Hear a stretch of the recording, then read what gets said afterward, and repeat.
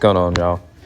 So we had a car come in today for rotors and pads, and figured I'd give a little quick video of just changing it out for anybody who's wanting to learn. It's a 2013 Hyundai Sonata, so you're gonna need a 19 wrench. You're gonna need a mallet of some sort or hammer. You're gonna need a Phillips head, flathead screwdrivers, ratchet, extension. You're also going to need 14 mil and a 12 mil, so you can get some of those out. And there's a little trick as well to get to one of the caliper bolts. It should be the lower caliper bolt. And last but not least, you're going to need that brake grease. But yeah, let's get to it. All right, so first things first, you want to grab the ratchet and the 14 millimeter socket, and we're going to break loose these caliper bolts. Get those out. After we get those broken loose, you want to make sure to not, put too much tension on them. Some of those bolts can be aluminum and they will strip very easily. If you're doing this in cold weather, be extra cautious. That's usually when bolts like to snap in half. But just make sure you're being cautious.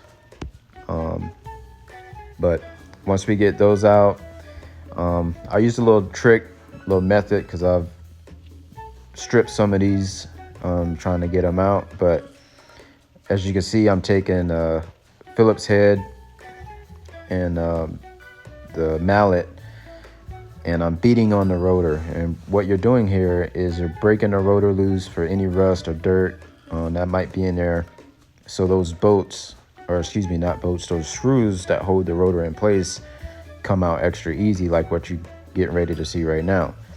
So over time, after doing thousands of brake jobs, if those screws don't come out, the next method you'd have to do would be to drill them out. In this case, I don't want to do that. I'd rather save them. So yeah, that works. But once you get the caliper off, you want to make sure you get the pads out, the worn pads. We previously did the front brakes on this car, pads and rotors, back in March, a couple months ago. And his rear started doing the same thing. Upon inspection, the inner pad was the one that was worn, as you can see right there. So that pad's definitely metal to metal. It's definitely done. It's riding on the wear bar. But you get those guys out. After you get those guys out, you're going to want to grab your 12 millimeter, and we're going to get ready to take off the caliper bracket. Now, this is the somewhat tricky part on these Hyundais. Not sure if all of them are this way, but this model Sonata is. And you got the top bolt, that's a 12 mil. And side note, make sure you guys, don't have the caliper just hanging from the brake line. That's very bad. But you want to grab that 12 mil, knock those bolts loose. Top one's going to be very easy to come out. What I mean by easy is you shouldn't have any issues getting it out. Now, with the bottom one, you're going to want to take your 19 wrench, and in this instance, I had to use the air gun to be able to break this loose, because you're going to take off the lower control arm on this car. So got to remove that to get to the second bolt for the bracket. There's no ifs, ands, or buts. So we're gonna break this thing loose.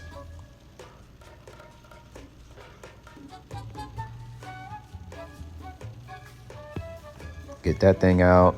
I did use the flathead screwdriver to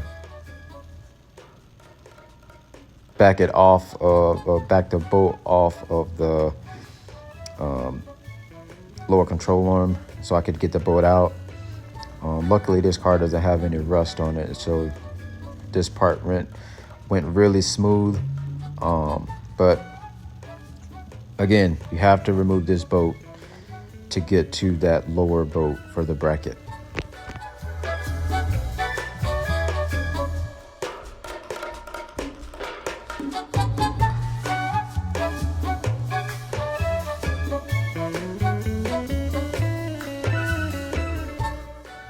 So yeah, like I was saying, grab that flathead, get it in there, push it out as much as you can. It will get a little loose, and then you can just pull the rest of it out with your hands. It should come out fairly easy. But once you get that bolt out, me personally, I like to keep my nuts and bolts together so you don't lose them. I try to be a organized person, but so yeah, once that bolt's out, you're gonna take that mallet and you're gonna knock it down, just knock it out of the way.